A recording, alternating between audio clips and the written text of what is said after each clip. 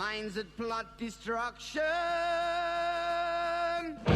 sorcerer of death's construction, in the fields of bodies burning, as the war machine keeps turning, death and hatred to mankind, poisoning their brainwashed mind. Welcome to the Anarchist World This Week, broadcast across Australia on the National Community Radio Satellite. Listen to the Anarchist World This Week, Australia's sacred cow slaughterhouse. Listen to analysis of local, national, international events. Listen to analysis you'll never hear anywhere else.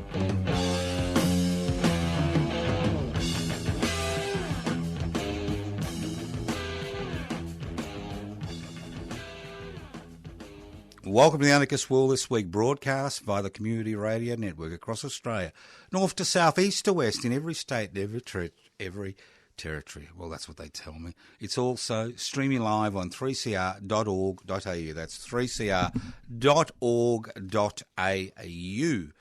If during the course of the program, the local drug manufacturer knocks on your door because she needs a bit more sugar, the old lady down the road wants some flour, or the police want to take you away, don't despair. The program is podcast. You can access the podcast by going to 3cr.org.au.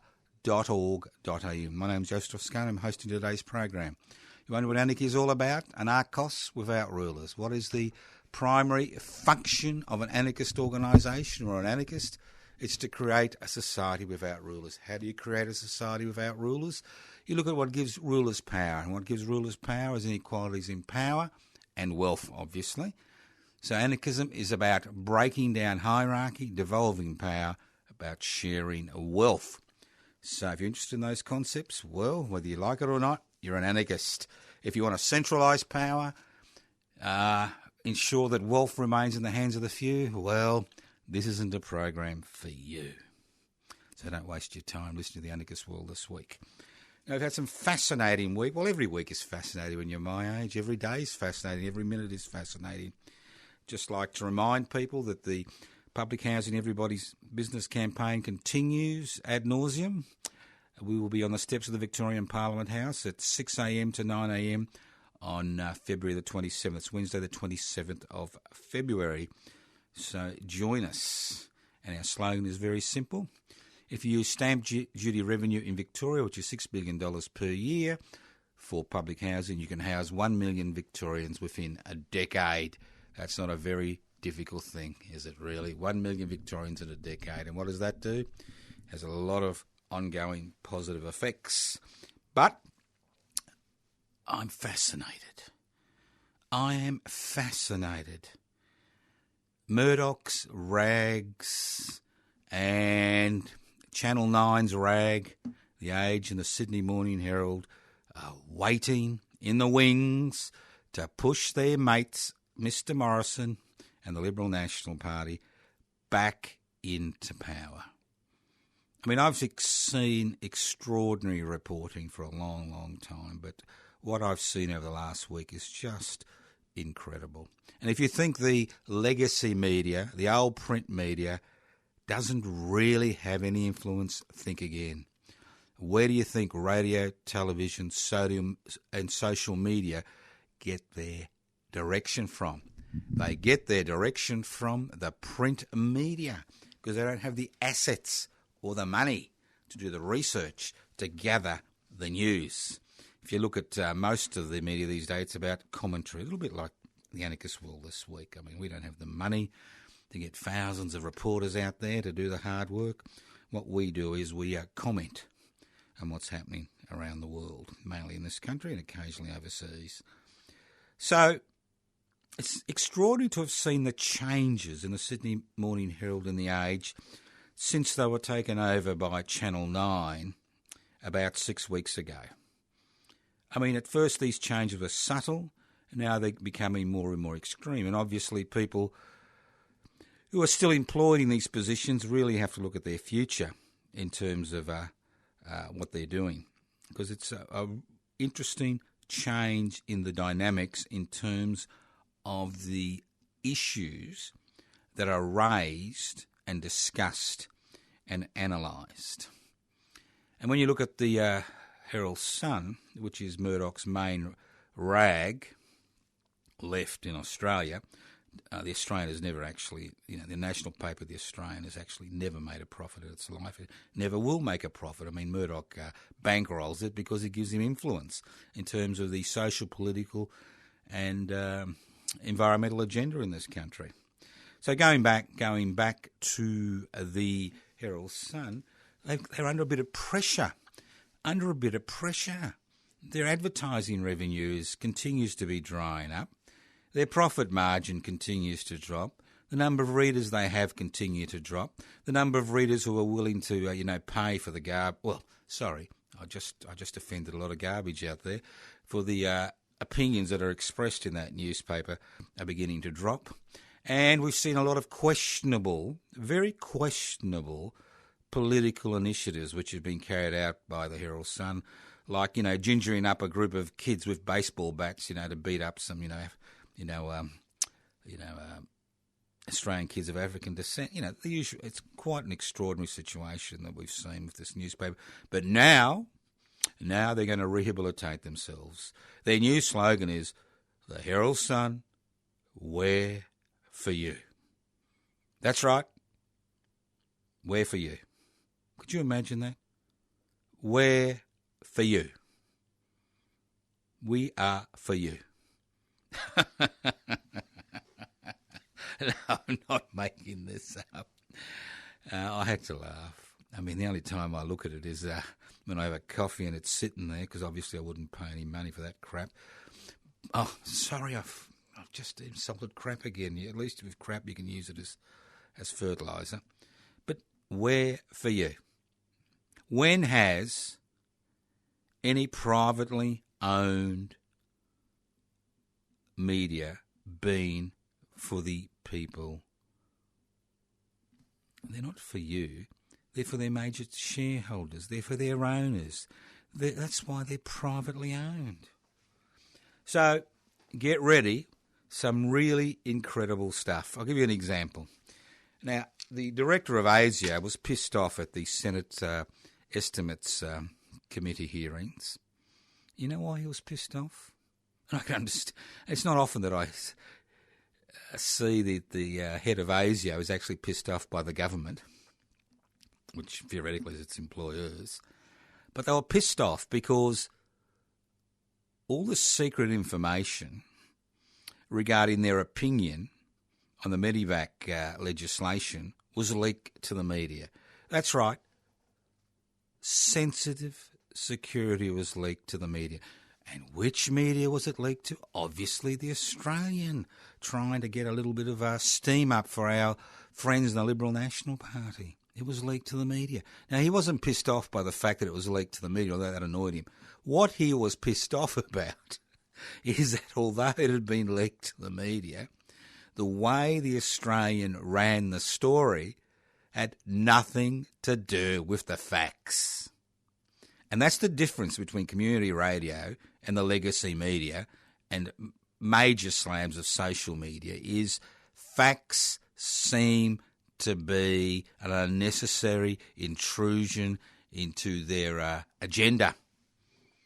So fancy that. The head of Australian ASIO pissed off by the fact that not only is highly sensitive security material being leaked by the government to the media, but that when the media reads this security material, and this is the Murdoch's Australian, and they're not happy with the conclusion drawn by ASIO, which obviously has the staff, resources and experience to give a reasonable analysis of what's happening, they change the facts to suit their political peccadillos. How extraordinary. They change the facts. No longer do they smother them in butter or drown them in oil. They change them. So even if a secret report is leaked, if it doesn't fit their ideological agenda, you change it. And we are seeing this on a regular basis. across the media in this country. Across the media. And nothing highlights this more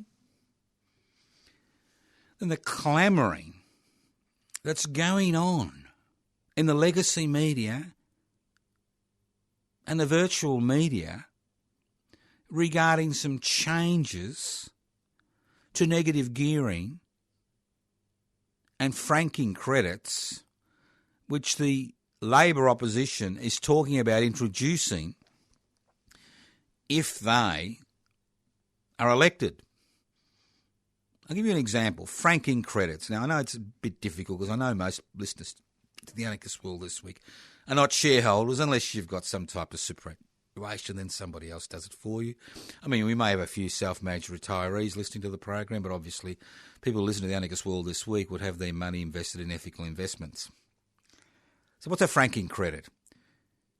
Well, when Howard was Prime Minister and he was, the money was pouring in through the mining boom, not through taxation, through the mining boom, he had all this spare cash. So instead of actually building a bit of infrastructure or making the life of the 33% of Australians who rely on social security benefits a little easier, well, he decided that some money should go to the aspirational voters. That's right. And he devised this wonderful scheme that if you're a shareholder and the company has made a profit, right? Made a profit and it's paid tax.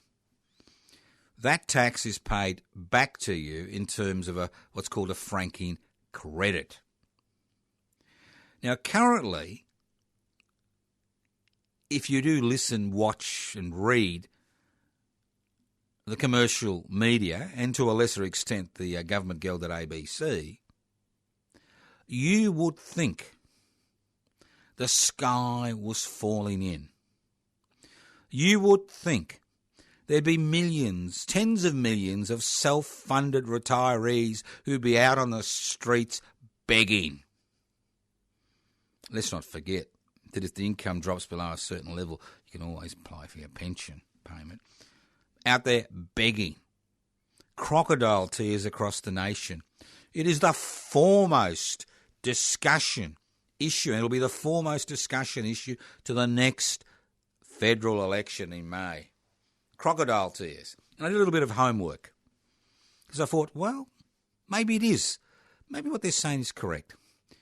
Now, the Labor opposition has made a few adjustments. It said that anybody on a pension will be able to, or part pension will be able to continue getting their franking credits. And it's looking at making some other changes to ensure that people with minimal income don't actually get caught up in and lose vital income.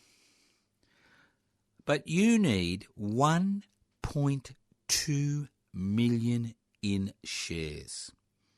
You need to own 1.2 million in shares to receive $20,000 in franking credits per year.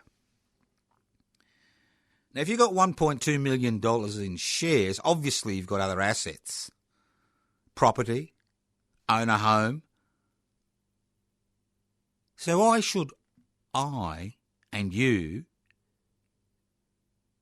give people in this situation billions of dollars every year in franking credits? So if you've got $10 million in shares, your franking credits will go up to $100,000. So what we are seeing is government policy which is designed, as we saw with the superannuation changes which were aborted, government policy which basically benefits those who have money. And the more money you have, the more benefits you receive. I mean, there is such a thing as a free lunch, and that is a franking credit.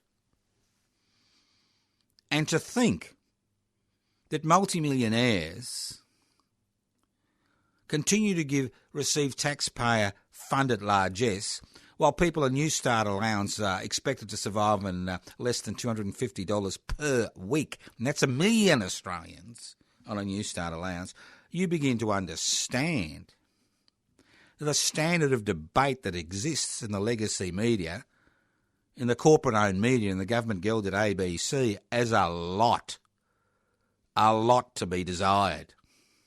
Because there is no debate.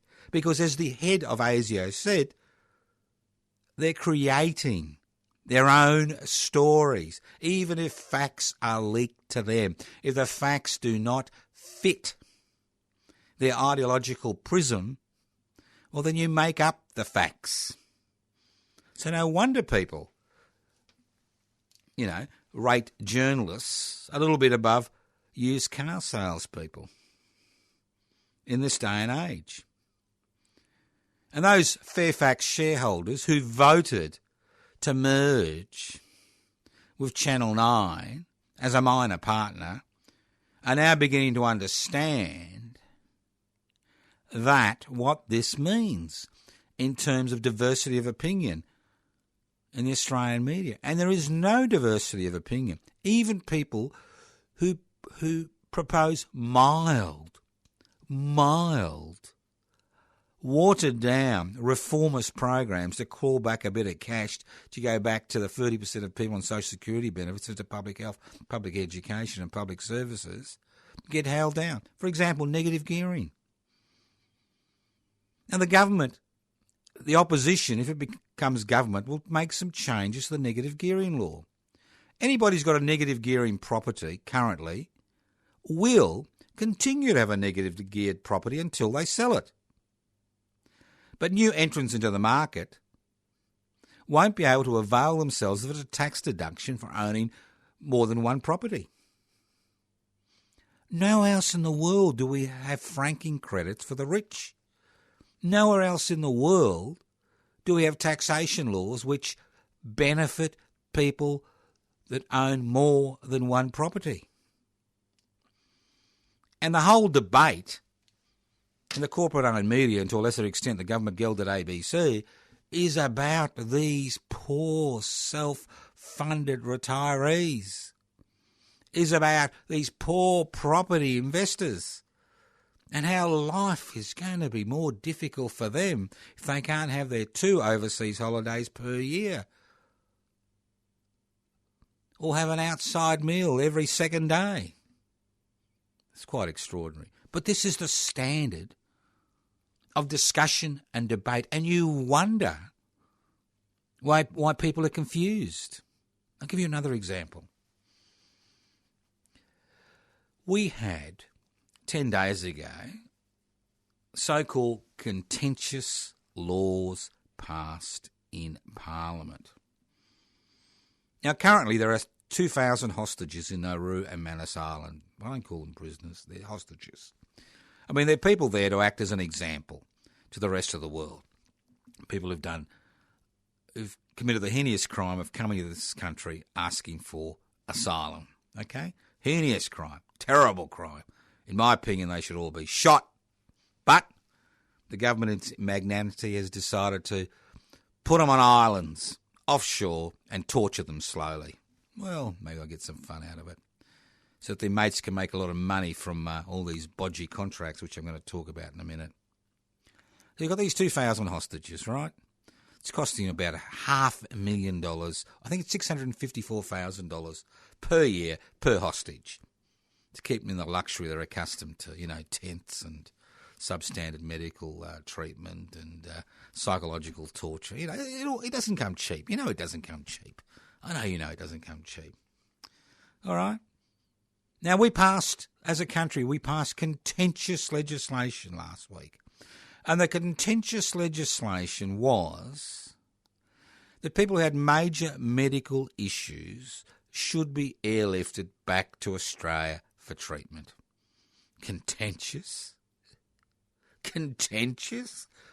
But in the legacy media, the Murdoch media, the corporate-owned media, the government-gelded ABC to a lesser extent, it went on and on and on and on how about radical and contentious And Mr. Morrison, I think his name's Morrison, the current Prime Minister of Australia, it's hard to keep track of them, jumps up and down and says, oh, wow,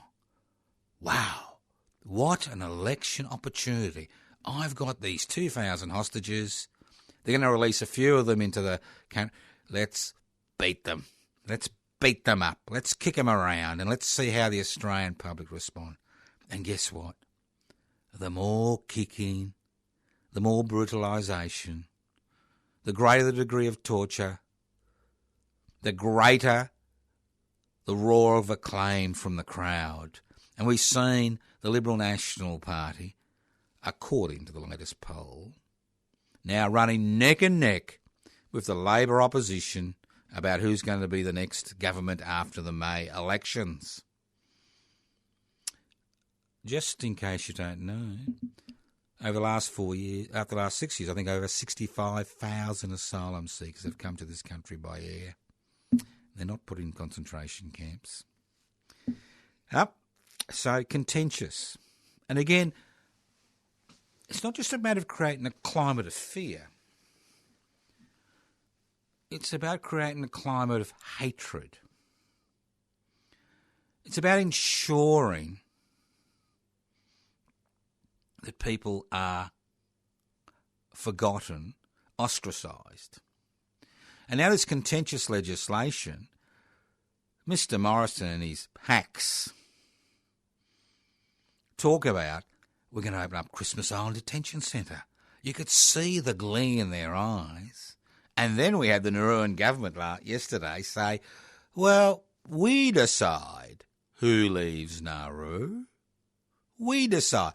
Because they don't want people to leave Nauru, because the more asylum seekers leave Nauru, the less money comes into that corrupt Nauruan government. Think about it. Extraordinary. Just an extraordinary situation we find ourselves in 2018. You're listening to the Anarchist World This Week, broadcast across Australia via the Community Radio Network. My name's Joseph Scone. I'm hosting today's program. You can leave messages on 0439 395 489, 0439 395 489. You can email me at anarchistage@yahoo.com. You can go to my personal Facebook page, Toscano for the Public. No, you will not find out what colour socks I'm wearing, but you may find out a few of the activities that I'm promoting and involved in via the Anarchist Institute and public interest before corporate interest. Talking about public interest before corporate interests, we need more members, especially members on the electoral roll. So if you're on the electoral roll and you'd like to join public interest before corporate interest, you can ring me on 0439 395 489. You can write for an application form to Post Office Box 20, Parkville 3052, Post Office Box 20, Parkville 3052. You can download the material, the application form, pibci.net, pibci.net, pibci.net. Don't forget, we now have a good Twitter stream, Pibci, PIBCI_AU. You can go to our YouTube channel, Public Interest Before Corporate Interest, and hey presto, there's material. And you can also go to our updated webpage, Public Interest Before Corporate Interest. Quite an interesting webpage. It's all been updated, and hopefully in the next few months our Facebook page will be once again roaring. That's the Pipsy Facebook page. So you can join. It's free. It's up to you. The sooner we get the 550 members of the electoral roll, the sooner we can apply to be a registered federal political party, the sooner we can put some political pressure. Why leave the politics to the authoritarian, extreme right, conservative elements which currently dominate the crossbenches both in the federal parliament and state governments around this country? For far too long, we've given these people a free run. This is the Anarchist World This Week, broadcast across Australia via the Community Radio Network. Now, Senator Cormann, West Australian senator, likes to go on holidays, likes to ring up the CEO of Hello World, who's the treasurer of the Liberal Party and a major donor to the Liberal Party, I think of over 170 grand over the last year or so, and say, mate, can you get me some tickets, me and the kiddies and the wife, some tickets for a bit of a knees-up Mother Brown in Singapore? Sure, mate. By the way,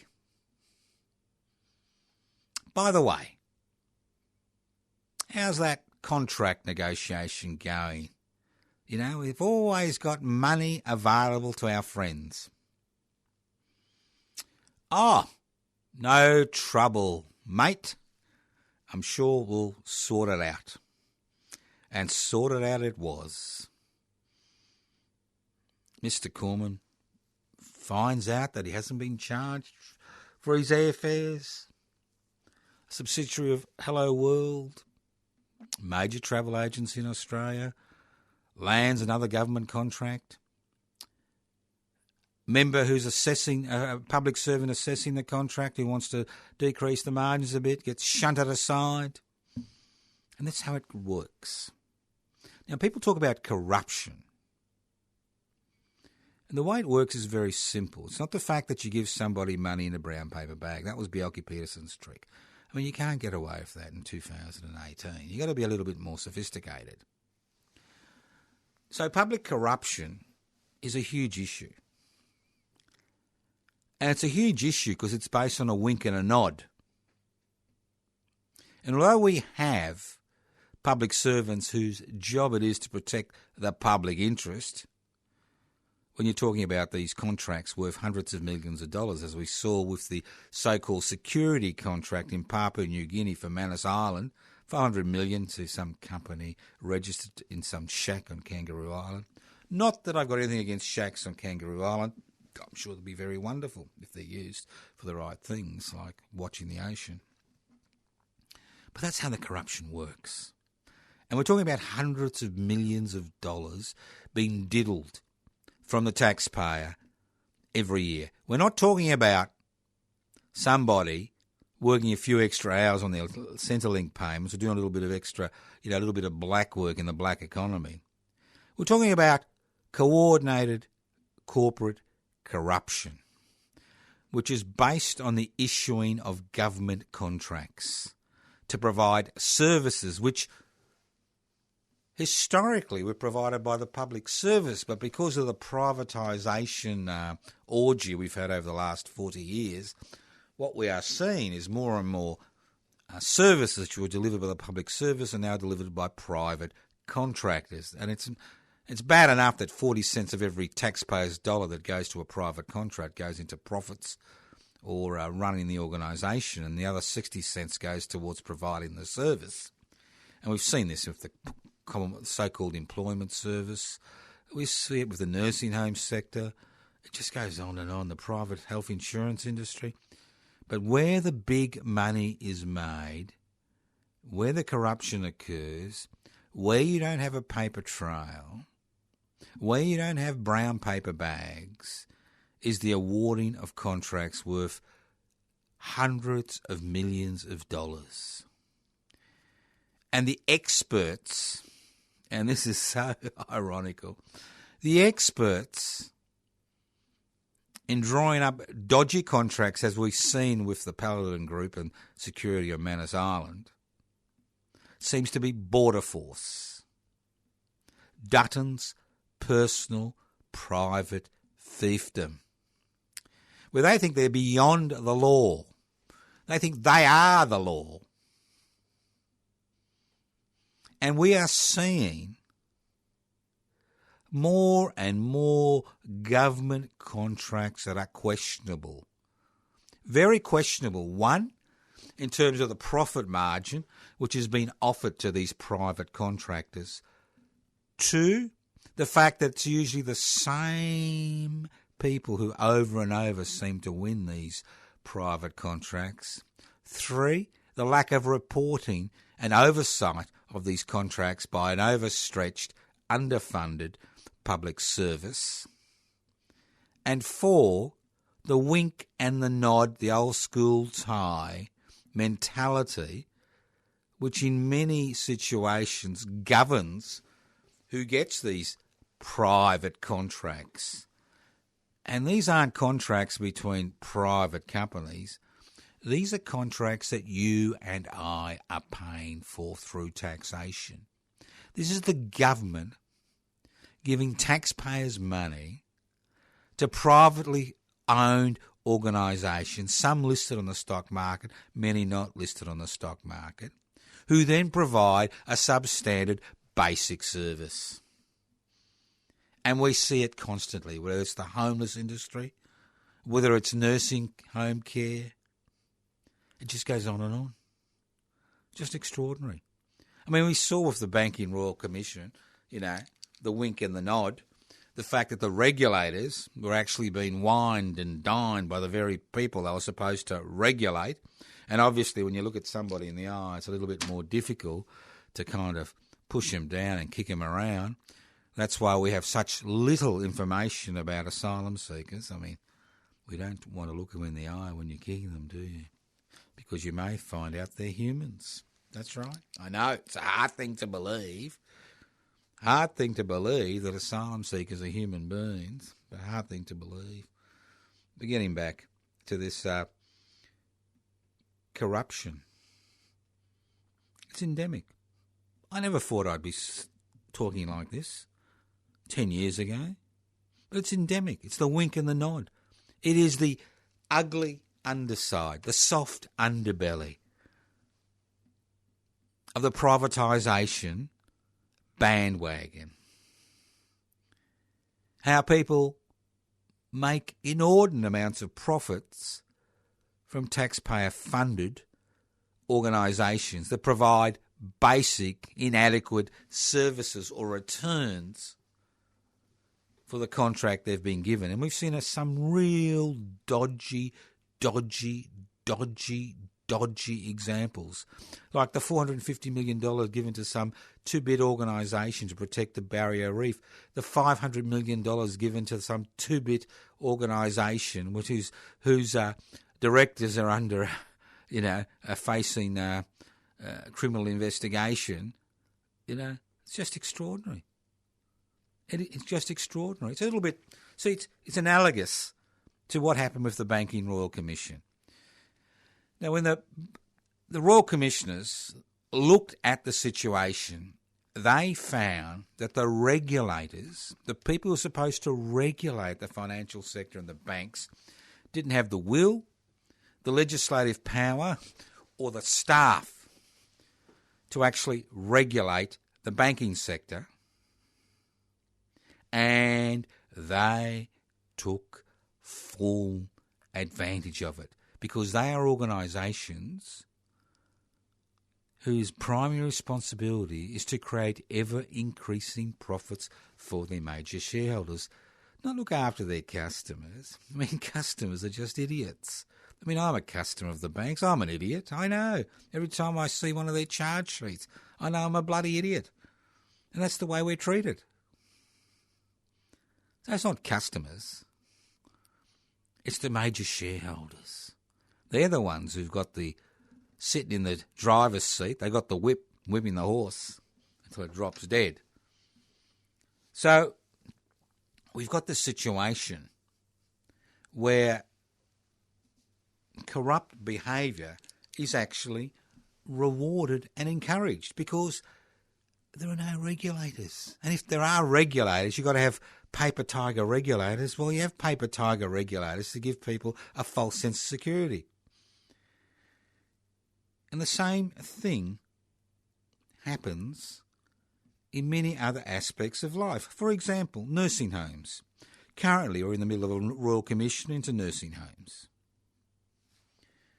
And I've heard the same words being used to excuse behaviour in the privately owned nursing homes which you wouldn't tolerate in a fit, as I heard when the Banking Royal Commission was called. It's very simple. It's about culture, workplace culture. Blame the workers. Workplace culture. What creates workplace culture. But the institutional structures and the rules and regulations under which individuals work within these institutions, that creates that negative culture. A culture of neglect, a culture of exploitation. Now in 1987, when the Commonwealth Parliament wanted to privatise the nursing home sector, understanding that tens of thousands, not hundreds of thousands of Australians would need nursing home care as the population aged, they removed staff-client ratios to make the industry more profitable, so private money would flow into the industry and build up the nursing home sector. How do you maximise profits in a nursing home? You skimp on staff and you skimp on services and you skimp on food. It's very simple. The average price spent on feeding people in nursing homes is about half the average price spent on feeding people in prison. That's right. Half. So, what happens? I mean, in my opinion, there are certain industries that are not capable of being privatised. And the nursing home sector is one of those industries. Because if you provide a good nursing home service, the profits that are made are marginal. The greater the profits that are made, the increased costs for the residents and the decreased services to the residents. I mean, there's some nursing homes where you've got to pay $2 to get your teeth, cleaned. It's part of the contract, boys and girls. It's part of the contract. You get your teeth brushed because you can't brush them yourself. Ka-ching, $2. You need your bed changed. Ka-ching, another $5. It all adds up, $500, $600 a week on top of the fees. So there are some industries that should never have been privatised. And the aged care sector is one industry that should never have been privatised. Another industry that shouldn't have been privatised, where we should have had a mixed economy, competition between the private sector and the public sector, was private health insurance.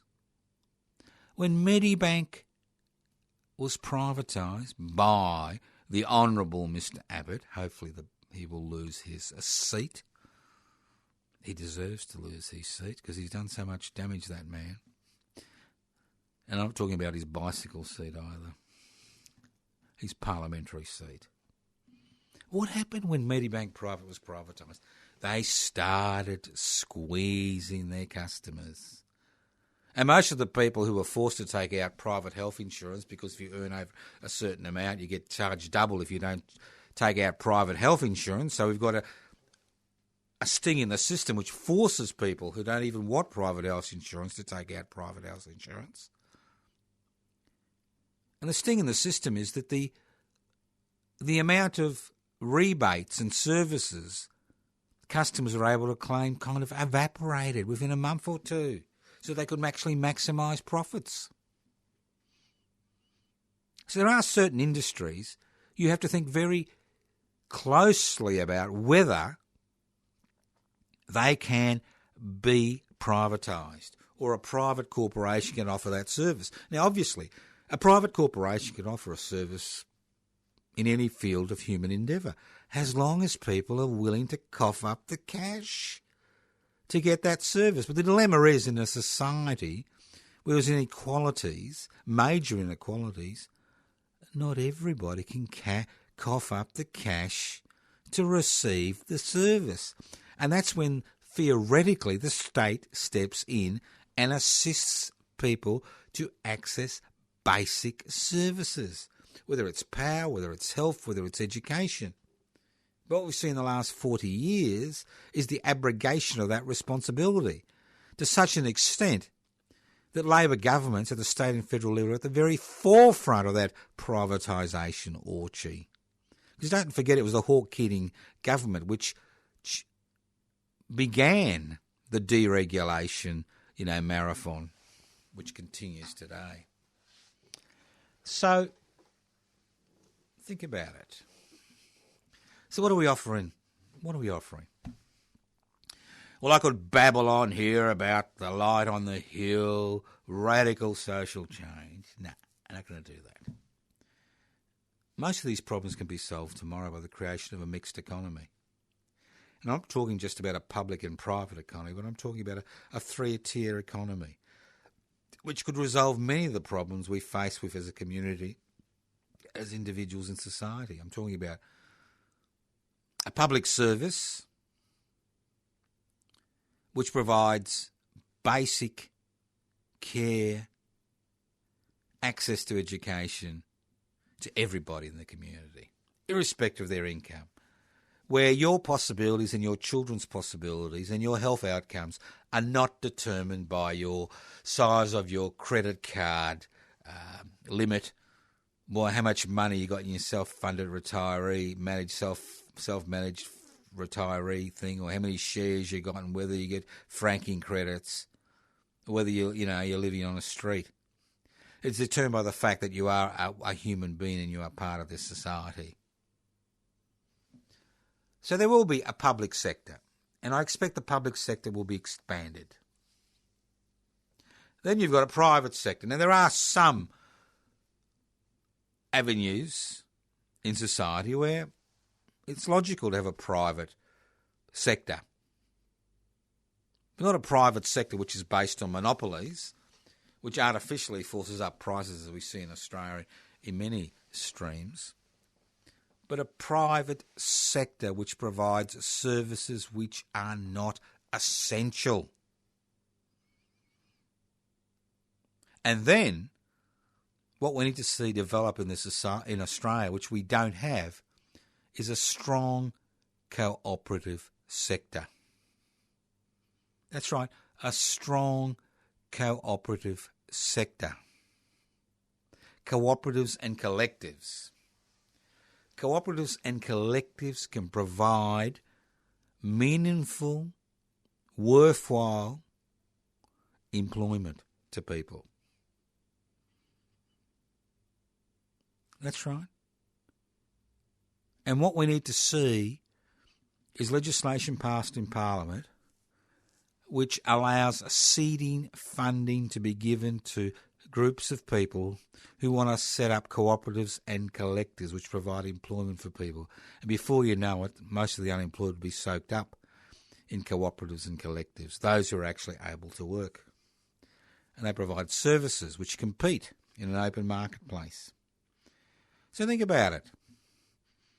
There are many things we can do to change this current economic direction. But no, the current government and the opposition continue to push solutions which are based on privatisation, which are based on deregulation. Although I have noticed that a little bit of sense seems to be coming back into the marketplace. Look at the dairy industry. Irrespective of what you think about the dairy industry and what you think about, milk production, forced milk production for human consumption. I mean, the dairy industry was relatively profitable up to the 1990s. And then the dairy farmers fell for it. The old story, we're going to open up the marketplaces, free marketplace, you're going to be able to compete on the international marketplace. And hey, bingo, before you knew it, 80 years of mutualisation, 80 years of cooperatives and mutual societies which are owned by dairy farmers are legislated out of existence. And we have an open free marketplace. And within 20 years, over half of the dairy farms have closed down. And now, as I speak, there is a debate in federal parliament about reintroducing regulations, yes, the R word, regulations into the dairy sector to ensure that it actually survives. Think about it. Listen to the Anarchist World this week, broadcast across Australia via the Community Radio Network. Just in case you're one of those people who's wondering what's happening regarding the dinner on Wednesday, the 23rd of February, we're not having a dinner, we're having a lunch, 1 p.m. to 3 p.m., 1 p.m. to about 3:30 p.m. La Porchetta, 398 Rathdown Street, Carlton North in Melbourne. So if you're around, 1 p.m, you buy your own food and drinks, interesting company, interesting conversations. So that's 23rd of February, and on the... That's right. No, sorry, my apologies. That's the 20th of February. 20th of February. No, I must be wrong. It's the 20th of February. Yeah, 20th of February, Wednesday the 20th of February, lunch at La Porchetta's, 1 p.m. to 3:30 p.m, 398 Rathdown Street, Carlton North in Melbourne. And on the 27th, it'll be back to the dinner, 6 p.m, same venue, but I'll talk about that. So if you got nothing to do this afternoon and you're listening to the Anarchist World this week on Wednesday the 20th of February, come and join us. Lunch, 1 p.m, pay for your own food and drinks, meet some interesting people for a change. Get out of your house, get down the road, get involved. Right. A few details. Phone numbers, if you want to leave some nice messages, 0439 395 489, 0439 395 489. You can write to me. I do answer letters. Post Office Box 20 Parkville 3052. Post Office Box 20 Parkville 3052. You can email us at anarchistage@yahoo.com. You can go to our personal Facebook page, Toscano for the Public, or Toscano for Dunkley, which is an old Facebook page. You can go to the PIBCI website, Public Interest Before Corporate Interest, on the YouTube channel, Twitter, PIBCI_AU, PIBCI, PIBCI.net, for the web page, and it goes on and on. So there's all this material that you can actually access on social media if you are part of that push to use social media, which everybody is doing. Now, it gets better. As I said, great program today, not because of anything I'm saying, but because of what's been happening in the world.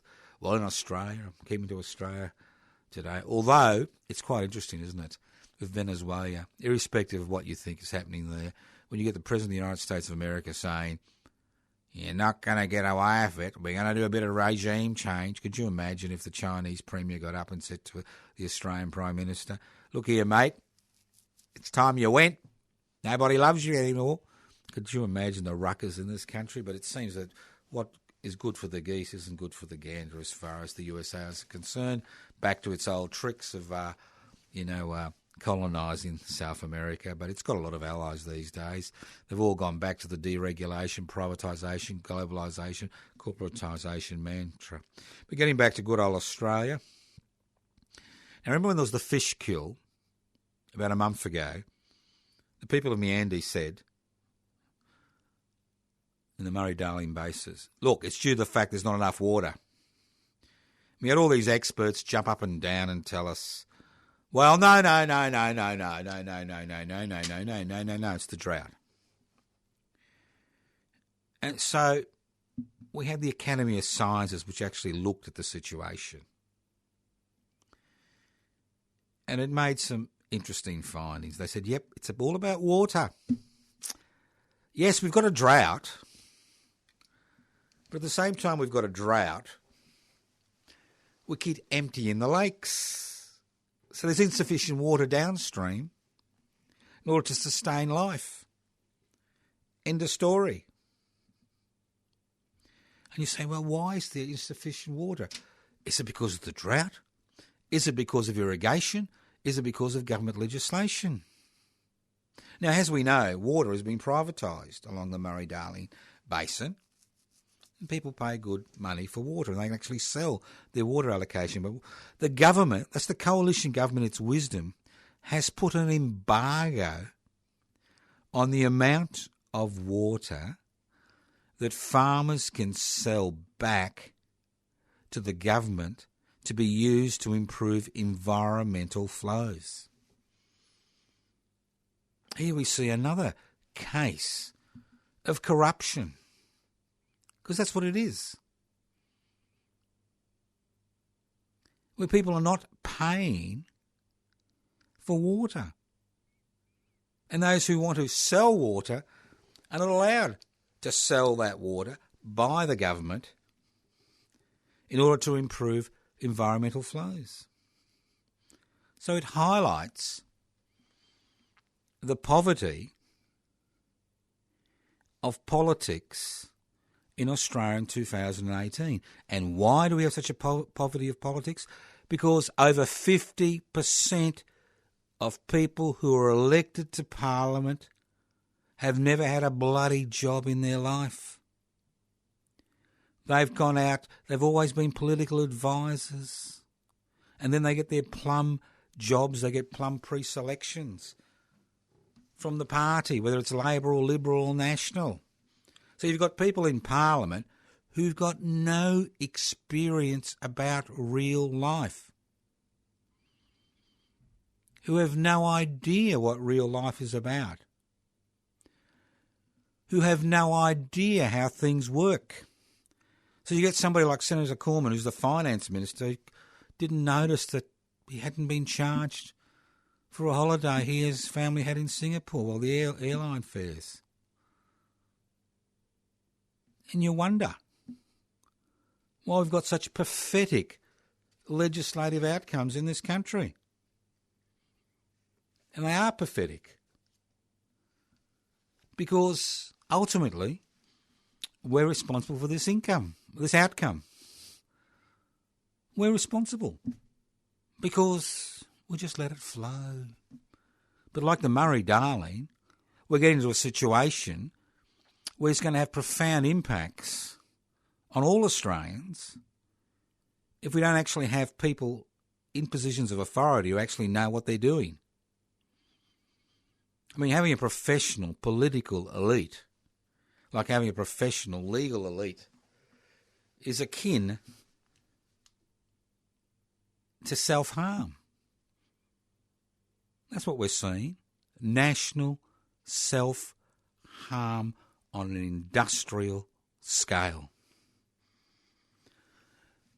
You've been listening to the Anarchist World This Week, broadcast across Australia via the Community Radio Network. This program is streaming live on 3cr.org.au. This program has been podcast on 3cr.org.au. It's available as a podcast on 3cr.org.au. That's right.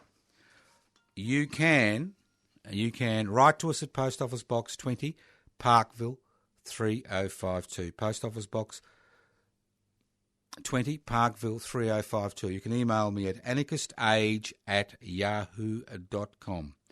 You can leave messages on 0439 395 489. That's 0439 395 489.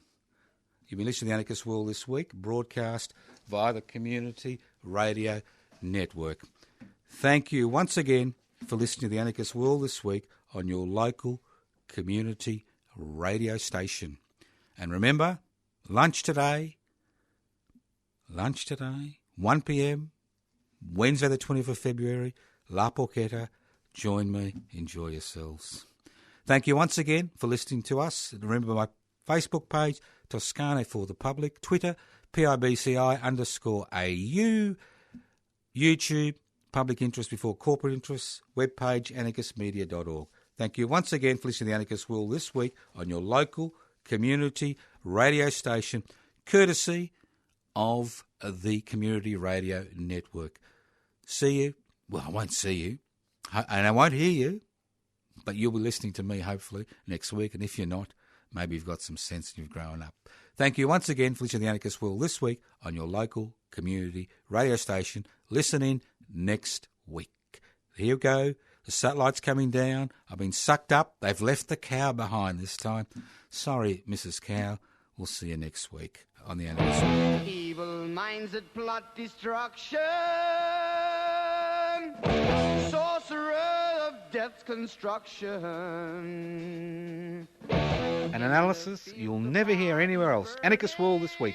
Australia's sacred cow slaughterhouse. 10 a.m. every Wednesday. Listen to the Anarchist World this week for an up-to-date analysis of local, national and international events. Poisoning their brainwashed minds. Oh, Lord, yeah.